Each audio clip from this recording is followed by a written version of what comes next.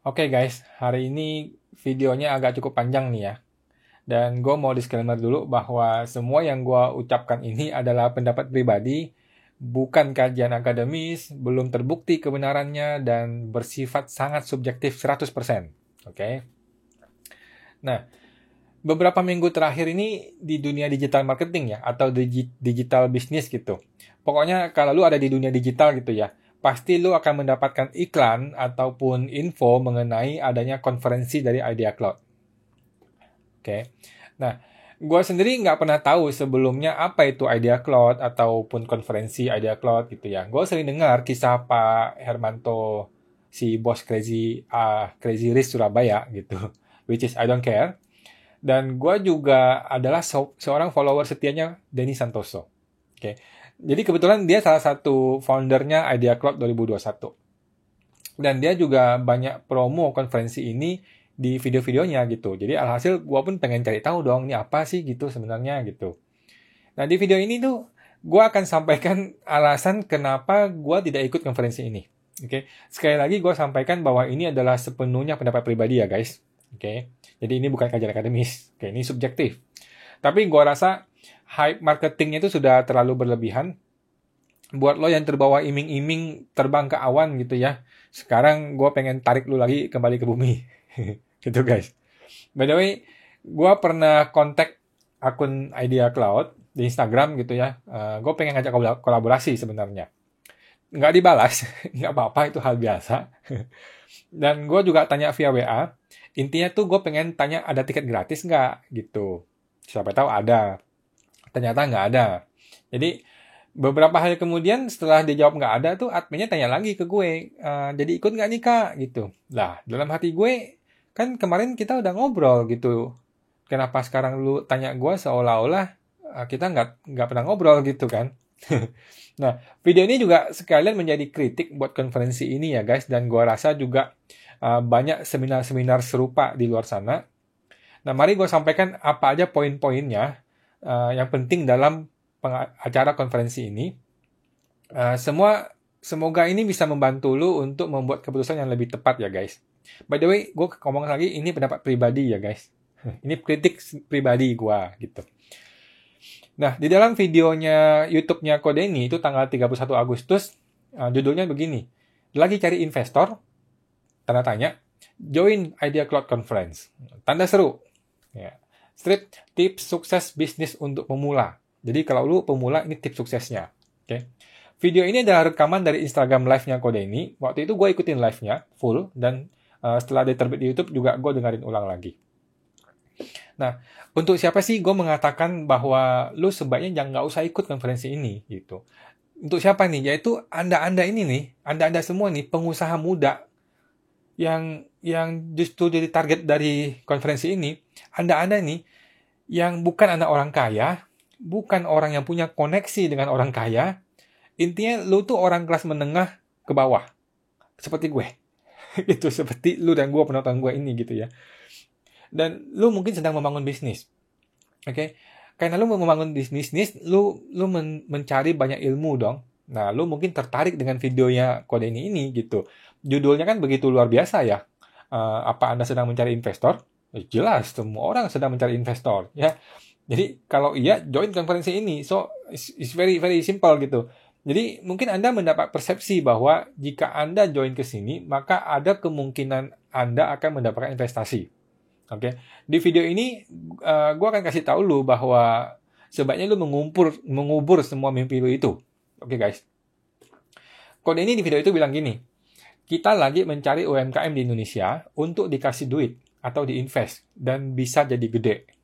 Wow, it's inspiring gitu ya.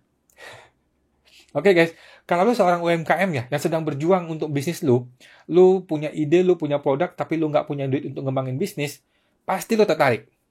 Iya dong, pasti lu kepengen untuk ikut dalam acara ini dan mendapatkan investasinya. Iya dong, gue juga iya. Ini kalimat marketing yang luar biasa kuat untuk semua orang gitu. Terus dia bilang bahwa ada pembicara yang keren-keren banget di konferensi ini. Nah, gue nggak ngerti nih, apa hubungannya pembicara-pembicara yang keren-keren banget ini dengan kesuksesan bisnis gue, guys. Jadi seolah-olah kalau pembicaranya keren, terus gue bisnisnya bisa maju gitu. No. Oke. Lanjut. Di sini dia mulai ngomong mengenai inkubator. Oke. Buat teman-teman yang belum tahu istilah startup inkubator, nah silakan lu buka di Google supaya lu tahu sebelum lu ikut conference ini. Ini adalah bagian yang paling penting dari seluruh video ini, bahkan the whole idea of this conference is inkubator, gitu ya. Tapi bukan itu. Oke. Lu dengar sendiri nih guys, videonya nanti lu dengar sendiri di YouTube-nya Kodini Santoso, biar lu tahu gitu ya. Untuk ngeramein juga YouTube-nya, udah rame banget. Jadi intinya adalah mereka-mereka ini punya koneksi dengan orang-orang kaya. Oke, yang mana cadangan duitnya itu nggak berseri, yang luar biasa banyak. Terus lu dan gua punya bisnis, lu dan gua punya produk dan punya ide. Oke, di mana lu dan gua lagi butuh duit untuk ngembangin bisnis lu. Ya dong. Sehingga bertemulah dua kepentingan ini. Very good, right? Jadi, tapi guys, lu sudah cukup dewasa kan untuk tahu bahwa tidak ada makan siang gratis di dalam dunia bisnis. Gitu? Lu cukup dewasa untuk paham bahwa setiap duit yang nanti diinvestasikan itu, mereka akan minta kembaliannya jauh lebih besar daripada bunga bank. Ya dong? Lu cukup dewasa untuk memahami konsep dunia kapitalis bisnis yang sekarang ada di dunia ini, ya kan? Nah, pertanyaan gua ke lu gini guys. Apakah lu pernah berpikir, kenapa ya para crazy rich orang-orang kaya ini tidak taruh duitnya di perusahaan-perusahaan yang sudah jelas-jelas sedang profit? Kenapa dia mau ke perusahaan lu dan perusahaan gua yang bisnisnya masih kecil, UMKM, dan nggak jelas bisnisnya, profitnya? Oke, kenapa dia nggak taruh duitnya itu di Amazon, Google, Facebook, Apple, Gojek, Tokopedia gitu? Tunggu, Gojek, Tokopedia masih belum lah ya. Nah, seandainya mereka taruh duit di perusahaan-perusahaan yang tadi bagus itu, mereka bisa mendapatkan return on investment lebih dari 20% per tahun, guys. Oke, harga saham Google itu naik 30% selama 2 tahun berturut-turut. Oke, 30% per tahun selama 2 tahun berturut-turut, guys. Luar biasa. Ya kan? Pernah nggak lo bertanya? Kenapa? Kenapa? Alih-alih mereka berinvestasi di Google dengan potensi profit 30% per tahun, tapi mereka malah mau susah-susah bikin konferensi, terus kasih lu duit untuk ngembangin bisnis lu. Gitu loh. Why? Oke? Jawabannya adalah, gue kasih lu jawabannya nih guys. Jawabannya adalah mereka mengharapkan keuntungan yang lebih tinggi daripada 30%. That's why, brother. It's kapitalis. Ini dunia kapitalis. Nggak ada yang salah dengan itu. Oke? Gue tidak bilang salah. Gue cuma kasih tahu lu yang mereka nggak kasih tahu lu. Gitu. Nah, selanjutnya, pertanyaan gue kepada lu adalah, bagaimana caranya lu bisa memenuhi keinginan dari para investor ini? Guys, gue mau tanya lu nih. Kalau lu mau ikut konferensi ini buat apa sih tujuannya? Tujuan lu adalah untuk dapatin duit. Ya dong. Sehingga bisnis lu itu bisa meningkat gitu. Terus tentu lu sadar dong kalau lu dapatin duit investasi, lu mesti profit sharing dengan mereka, ya dong. Which is itu normal-normal saja dalam dunia bisnis. Nah, di sini gue pengen kasih tahu lu nih beberapa masalah yang mungkin akan muncul, karena gue sudah punya pengalaman yang lumayan lah di dunia startup. Jadi gue pengen sharing gitu, walaupun ini adalah pendapat pribadi ya guys. Sekali lagi, ini bukan kajian akademis, ini bukanlah fakta yang sesungguhnya, ini pendapat pribadi. Oke, masalah pertama adalah gue harus bayar untuk ikut konferensinya. Kemudian, kalau gue mau ikut inkubatornya, gue juga harus bayar. Kode ini sudah statement nih, angkanya adalah 2 digit guys, 2 digit. Oke, berarti bisa 10 juta, bisa 20 juta, bisa 50 juta atau lebih. Oke. Itu duit lo guys. Oke. Ini yang gue paling komplain di sini. Oke. Pertama-tama kita bahas mengenai harga konferensinya. Harganya ada beberapa level ya, dari VIP, regular, early bird, dan sebagainya. Yang paling rendah tuh 250.000. Oke, tahun lalu Idea Cloud itu dihadiri oleh 6.500 orang, guys. Oke, tahun ini pasti lebih banyak dong, karena sekarang online gitu. Anggaplah sama deh 6.500 orang gitu. Kita kalikan dengan 250.000, maka menghasilkan konferensi ini tuh 1,6 miliar, guys. 1.6 billion. Oke, angka 1,6 M ini sangat besar bagi kita, tapi mungkin nggak ada artinya bagi mereka. Angka ini cukup untuk membiayai sebuah konferensi digital dong. Udah pastilah, ke cover lah semua. Katanya sih pembicaranya tidak dibayar. It's okay. Jadi 1,6 ini untuk bayar panitia, bayar pegawai, dan sebagainya, ya selebihnya masuk kantong lah, seperti biasa. Seperti bisnis pada umumnya. Oke? Tapi pertanyaannya adalah, apa manfaatnya buat gue, guys? Lu mesti tanya itu ke dalam diri lu, ke dalam hati lu gitu. Apa manfaatnya ini bagi lu? Semua sesi pembicaraan ini adalah konferensi ini tuh umum-umum aja, bersifat umum, motivasi yang umum, teknis-teknis bisnis yang umum, yang lu bisa dapatkan secara gratis di YouTube. Oke? Gitu, guys. Apalagi pembicaraan nggak dibayar. Lu tau lah apa akibatnya kalau pembicaraan nggak dibayar. Jadi, ada dua jenis orang yang akan ikut acara ini, guys. Pertama, adalah lu nih. Lu seorang anak muda, Anda masih belum ngerti bisnis, Anda tertarik dengan iklan promosinya, atau lu mungkin ngefans dari salah satu pembicaranya gitu ya. Mungkin Anda followernya Kode ini seperti gue. Lu ngefans, lu pengen dengar dia pembicaranya, ya udah. Lu pengen dapatin motivasinya, lu datang ke konferensi itu. Lu bayar deh 250.000 gitu. Lu belum ngerti dunia bisnis seminar gitu ya. Tipe kedua adalah orang-orang yang akan ikut ini adalah orang-orang yang tertarik karena pengen ikut inkubator.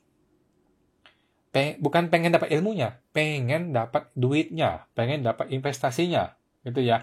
Lu sama sekali nggak tertarik dengan ilmu manajemen, ilmu teknis dan sebagainya, yang mana ilmu ini bisa didapatkan gratis dari YouTube, dan lu tahu seminar itu nggak ada gunanya, gitu. Tapi lu sangat berharap untuk mendapatkan duit dan investasi dari mereka ini, ya kan? Nah, di sini menurut gua lu terjebak dalam beberapa false belief atau keyakinan palsu, guys. Oke, sekarang mari kita hitung nih, seberapa sih besarnya kemungkinan lu bisa berhasil mendapatkan investasi yang lu inginkan ini. Oke, yang lu sangat harapkan ini. Dan lu bersedia bayar puluhan juta untuk ini. Oke, gini guys, kita gunakan terminologi, kita balik perannya. Oke, kalau Anda menjadi orang kaya yang mengadakan konferensi ini, oke, lu adalah Pak Hermanto gitu contohnya. Apakah Anda akan sembarangan memilih siapa untuk diberikan investasi? Tentu enggak dong, ya kan? Nah, Anda akan memilih orang yang terbaik dari yang terbaik. Anda akan pilih produk yang terbaik dari yang terbaik. Ide yang paling cemerlang dari yang paling cemerlang. Oke? Alias, lu hanya akan memilih the best person in the room. Oke? Mari kita kembali ke diri kita sendiri deh. Apakah lu merasa bahwa produk atau ide yang lu miliki ini adalah yang terbaik saat ini, guys? Ya? Jika produk atau ide lu ini adalah ide yang terbaik yang ada di market saat ini, kemungkinan besar lu udah punya investor, gitu. Lu udah dapat investasi, lu nggak perlu lagi menunggu konferensi ini datang. Tapi kalau sampai hari ini, bisnis lu ini belum mendapatkan investor, kemungkinan besar produk atau ide lu itu bau busuk atau kurang bagus gitu, guys. Kalau begitu kenyataannya nih, ya maka walaupun lu datang ke inkubator itu, tetap aja lu akan ditolak. Lu nggak akan dapatin duitnya. Oke? Jadi, pertanyaannya adalah, kalau gua sudah bayar 2 digit tadi itu, sudah ikut inkubatornya, terus gua tetap ditolak untuk menerima investasi, apakah uang yang gua kasih itu akan balik? Jawabannya tentu tidak. Oke? Kalau tidak, artinya kan lu udah wasting time, wasting money selama 3 bulan gitu, guys. Wow. Oke, sekarang kita balikan lagi nih, ganti perannya. Lu kebayang nggak sih, orang-orang seperti Pak Hermanto ini, di sekitar dia itu ada banyak banget, guys, orang-orang kelas menengah dan sedikit ke atas gitu ya, yang pengen masuk ke inkubator ini dan mendapatkan pendanaan yang besar. Oke? Sedangkan lu dan gue adalah orang yang datang dari dunia entah berantah gitu ya. membawa ide dan produk yang nggak jelas masa depannya, yang mana kita ini mau bayar gaji karyawan aja masih setengah mampus gitu ya. Apalagi mikirin mau bikin sistem bisnis yang rapi dan sebagainya. Coba lo bayangkan. Para investor besar ini, apakah dia mau investasi pada orang seperti lu dan gue, atau dia akan lebih memilih orang-orang yang dia sudah kenal gitu loh. Dia sudah kenal dan sudah paham dan direferensikan oleh orang-orang sekitarnya. Gimana guys? Orang-orang ini yang di sekitar mereka ini yang menengah ke atas sedikit, yang dia kenal atau direferensikan oleh orang-orang yang dia kenal, juga punya ide-ide yang bagus loh. Bukan jelek loh ide-idenya. Mungkin sama atau lebih bagus dari ide lu. Kira-kira dia akan pilih siapa? Kalau gue sih ya, gue pasti pilih orang yang terdekat dengan gue. Atau orang yang gue kenal. Atau orang yang direferensikan oleh orang yang gue kenal. Terus kapan giliran lu, kapan giliran gue guys? Pikirin itu guys. Sebelum lu berinvestasi, pikirin itu. Jadi guys, dari semua orang yang akan masuk ke inkubator nanti ya, anggaplah ada, gue nggak tahu, dia nggak bilang berapa orang, dan kayaknya masih belum jelas konsepnya. Anggaplah 100 orang gitu ya, atau 1000 orang, mungkin 100 deh, atau 50 gitu ya. Yang dipilih nanti nih, yang betul-betul akan mendapatkan investasi nanti nih, 90%-nya itu adalah orang-orang yang mereka sudah kenal sebelumnya, alias orang dalam. Oke, di dalam dunia bisnis itu udah hal biasa, orang dalam selalu mendapatkan kesempatan yang lebih baik, atau orang yang kenal orang dalam akan mendapatkan kesempatan yang lebih baik. Itu hal yang biasa. Oke? Nah, 90% dari orang-orang yang terpilih nanti adalah orang-orang yang sudah kenal sama orang dalam. Oke? Sedangkan lu dan gue akan bertempur dan berperang berdarah-darah dengan ribuan orang yang lainnya nih untuk mendapatkan kue yang 10% tadi. Sisanya. Itu, guys. Nah, sekarang anggaplah lu atau gua gini ya, betul-betul beruntung. Oke, we are lucky person. Oke, idenya bagus, luar biasa. Produk lu, wah luar biasa, belum pernah ada sebelum di dunia ini. Oke, lu bisa mempresentasikannya dengan sempurna sekali, dan lu terpilih. Congratulations. Oke, pertanyaannya adalah, berapa investasi yang akan dia setor untuk bisnis lu, dan berapa persentase kepemilikan dari sisi investor terhadap bisnis lo. Oke, gue kasih bayangan nih guys. Anggaplah lu dikasih investasi 5 miliar. Oke, kita ngomongin miliar nih, kita nggak ngomongin ratusan juta nih. Ini udah ngomong miliaran nih kalau udah ngomong startup. Oke. Untuk dapat uang 5 miliar itu, anggaplah lu nggak punya duit. Lu cuma punya duit 20 juta gitu, 30 juta gitu ya. Atau 100 juta gitu. Lu dapat 5 miliar. Guys, lu bersedia mengorbankan berapa persen dari kepemilikan bisnis lu untuk dapat 5M itu? Kembali lagi guys, kita balik perannya nih. Kalau lu jadi orang kaya, terus lu ngasih 5 miliar ke sebuah bisnis yang masih UMKM, yang masih baru mau mulai, lu minta berapa persen dari kepemilikan bisnis itu? Oke guys, gue kasih tahu jawabannya. Gue bisa salah, tapi gue kasih tahu jawabannya. Angkanya adalah gini, kemungkinan besar tebakan gue ini adalah kepemilikan saham dari mereka adalah 51%, lu dapat 49%. Lu dan tim lu maksudnya ya. Lu dan tim lu 49%, si investor 51%. That's true guys, that's true. It's life, it's business. Oke. Artinya apa? Artinya adalah mereka punya saham mayoritas. Mereka yang punya kontrol terhadap perusahaan. Oke? Kalau ini bisnis betul-betul sukses nih ya, ya lu hanya akan mendapatkan persentase yang kecil. Gitu. Tapi kalau ini bisnis tidak berjalan seperti yang mereka harapkan, Anda adalah orang pertama yang akan ditendang dari bisnis. Oke? Karena mereka punya suara mayoritas. Oke? It's very simple. Nah, fast belief berikutnya adalah seolah-olah nih mereka punya sebuah hadiah yang akan diperebutkan oleh kita-kita semua. Oke. Oleh karena itulah, kita yang harus bayar duluan. Apalagi sampai 2 digit gitu ya. Hanya untuk ikut inkubator ini. Gitu. Padahal di dalam dunia startup inkubator itu nggak begitu loh guys. Itu kebalikannya. Oke. Pernyataan yang benar adalah, kitalah yang menjadi hadiahnya guys. Oke, kita lah yang punya ide, kita lah yang punya produk, kita lah yang punya bisnis, kita lah yang punya semangat, jiwa dan kemampuan untuk menjalankan bisnis ini. Gitu. Kita adalah jiwa dari bisnis ini, guys. Jadi harusnya mereka yang bayarin kita selama 3 bulan ini supaya kita bisa mendapatkan potensial yang maksimal gitu loh. Barulah setelah itu kita putuskan mau kerjasama apa enggak. Itu. Jadi kebalik, guys. Jadi yang dipersepsikan ke lu terbalik dengan yang seharusnya dipersepsikan gitu. Coba bayangkan, kalau pada akhirnya nih kita tidak bekerja sama, nggak deal dengan mereka gitu ya, siapa yang rugi? Mereka lebih besar ruginya, guys. Kenapa? Karena duit mereka tidak bisa bertambah atau meningkat sesuai dengan harapan mereka. Gitu. Mereka jadi tidak bisa mempunyai kepemilikan saham terhadap bisnis yang bagus. Gitu.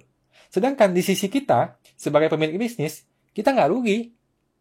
Memang kita nggak dapat duitnya, kita nggak dapat investasinya, betul. Tapi kalau memang bisnis ini bagus, guys, bisnis ini akan terus berkembang. Oke, dengan sepenuhnya dimiliki oleh lu. Itu sebuah informasi yang bagus, guys. Jadi lu paham ya, guys? Kalau kerjasama ini dijalankan, kan tadi kan kalau kerjasama nggak jadi, mereka yang rugi, kita nggak rugi. Kalau kerjasama ini dijalankan, mereka lah yang akan untung besar, guys. Oke, sedangkan lu nggak. Kalau kerjasama ini dijalankan itu mereka untung lebih gede, gitu loh. Tapi kalau kerjasama ini tidak dijalankan, ya mereka lah yang rugi. Karena tidak berhasil mendapatkan bisnis lu. Gitu loh. Ini guys, mindset yang benar yang harusnya lu punya sebagai pemilik bisnis yang masih kecil. Oke, jangan sampai lu ditawarin fast belief seperti itu. Oke. Nah, fast belief yang berikutnya adalah persepsi seolah-olah mereka yang mau bantu lu nih. Lu tuh butuh bantuan, lu tuh UMKM kecil, mau gede tapi nggak bisa gede, punya masalah ini, masalah itu, mereka mau bantu lu. Gitu. Oleh karena itu, Anda lah yang harus meminta, ikut konferensinya, terus mesti bayar 2 digit gitu ya. Baru mereka review, kalau bagus mereka terima, kalau nggak bagus itu dibuang. Gitu. Padahal yang seharusnya ini kan kerjasama bersama, guys. Oke? Okay? Lu bawa bisnis dan produk gitu ya. Mereka bawa modal, sehingga kerjasama ini saling menguntungkan, membesarkan bisnis gitu. Jadi nggak ada istilah siapa bantu siapa, ini tuh kerjasama bersama gitu. Nah, oleh karena itu, seharusnya nih ketika belum ada deal sama sekali, kedua belah pihak itu tidak perlu mengorbankan duit terlebih dahulu. Seharusnya seperti itu. Gitu loh. Nah, disinilah poin dimana gue sangat anti terhadap bayar dulu, apalagi sampai 2 digit, untuk mendapatkan kesempatan inkubator. Padahal gue belum tentu dapatin investasinya. Gitu. Ini tidak terjadi di inkubator yang lain. Gue nggak pernah dengar ada inkubator yang kita mesti bayar dulu untuk masuk inkubatornya. Tapi mungkin gue salah ya, guys. Nah, sekarang kalau alasannya nih, gue harus bayar 2 digit adalah karena untuk bayar pada trainer, untuk bayar pada pelatih, kan itu kan masuk akal ya kan? Gue mau jawab begini, boleh nggak kalau gue langsung mempresentasikan aja deh bisnisnya? Gitu. Gue kasih lu format, lu kasih gue format, lu maunya presentasi seperti apa? Oke, gue merasa gue sudah paham bisnisnya nih, gue udah paham teknis, gue udah paham manajemen, gue nggak perlu lagi deh belajar 3 bulan. Bisa nggak gitu? Gue langsung pitch ke lu, langsung presentasikan ke mereka. Jawabannya tidak bisa, guys. Nggak bisa. Why? Kenapa? Gue kasih jawabannya nih. Karena tujuannya adalah ngumpulin duit lu. Sesimpel itu, guys. Masalah nanti lu bakal terpilih atau nggak terpilih itu urusan belakangan. Yang penting lu bayar dulu 2 digit ini. 2 digit ini dikumpulin jadi duit. Duit. Gitu, guys. Jadi ujung-ujungnya adalah ngumpulin duit lu. Oke? Dan ini business as usual. This is kapitalis murni yang biasa-biasa saja, guys. Tidak ada yang istimewa. Nggak salah juga. Oke? Tapi saran gue buat lu, don't do it. Nah, kode ini ada bilang bahwa kenapa sih mesti bayar gitu ya. Dia kasih contoh bahwa ada kejadian kalau yang gratis itu ya banyak dimasuki oleh pengusaha-pengusaha yang nggak jelas bisnisnya, gitu loh. Pertanyaan gue adalah, apakah jika berbayar sampai 2 digit gitu ya, maka yang masuk itu adalah pengusaha-pengusaha yang produk atau bisnisnya pasti bagus? Nggak nyambung nggak sih?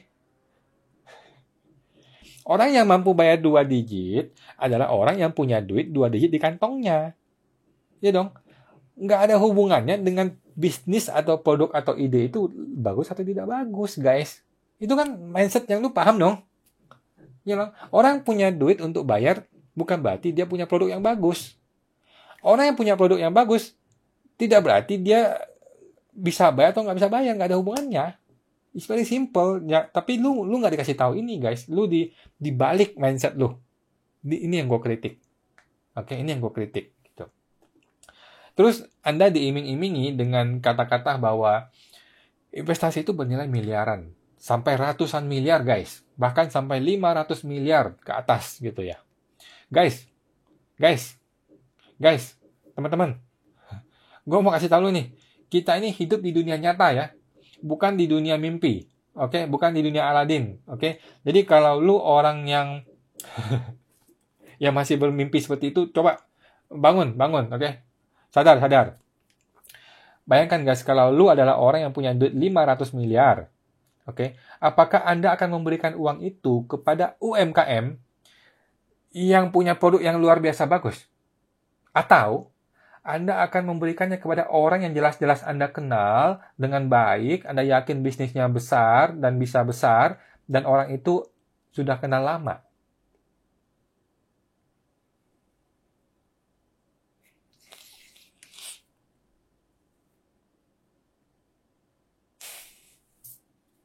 Guys, lu ini siapa mau dapat 500 miliar? Gua ini siapa mau dapat 500 miliar? Itu false belief, guys. Don't do it. Oke. Jadi guys, kesimpulannya adalah gue bukan marah-marah tadi ya, gue cuman kasih tahu lu perbedaan pendapat gue, dan lu bisa terima, bisa juga ditolak, nggak ada masalah gitu ya. Kesimpulan dari gue adalah, daripada Anda menghabiskan waktu sampai 2 hari, 3 hari untuk konferensi seperti itu, kalau lu kan seorang pembisnis nih ya, terus lu mesti lanjutin 3 bulan untuk inkubatornya gitu, dan pada akhirnya lu tidak terpilih. Lebih baik waktu yang ada ini lu gunakan untuk fokus mengembangkan bisnis lu, fokus mengembangkan produk lu, berdasarkan apa yang lu sudah punya gitu loh. Menggunakan segala sumber daya dan keuangan yang Anda sudah punya saat ini gitu loh. Jadi menurut gua itu masih jauh lebih worth it, masih jauh lebih baik dan lebih membanggakan menggunakan semua sumber daya yang ada, yang Anda sudah punya ini gitu ya, untuk mengembangkan bisnis gitu loh. Daripada lu harus berjuang setengah mati mendapatkan investor, kalaupun dapat juga ya bisnisnya jadi milik mereka gitu loh. Don't do it, guys. Guys, berhentilah punya mindset untuk uang cepat, uang mudah, uang gampang gitu ya. Lu mesti mulai punya mindset bisnis itu berjuang keras, kerja keras, disiplin gitu ya. Gunakan segala sumber daya yang Anda sudah punya saat ini. Oke? Jangan banyak berharap dan dari pihak luar gitu ya. Jangan banyak berharap dengan janji-janji manis dari pihak luar. It's not for you gitu. Tetaplah fokus dengan usaha yang lu punya dan lu kembangkan dari kecil, nggak apa-apa gitu. Walaupun Anda mempunyai bisnis yang kecil gitu ya, masih UMKM, tapi bisnis ini nih sepenuhnya milik lu, guys. Sepenuhnya milik lu, berasal dari jerih payah lu, dari keringat lu gitu. Lu nggak usah berpikir cari modal seperti yang diiming-imingi itu, guys. Lu fokus untuk mengembangkan produk yang baik dan yang bagus gitu, guys. Ketika produk Anda bagus ini, nanti otomatis marketnya akan tumbuh. Oke? Marketnya akan tumbuh dan lu akan sukses. Itu aja, guys. Thank you.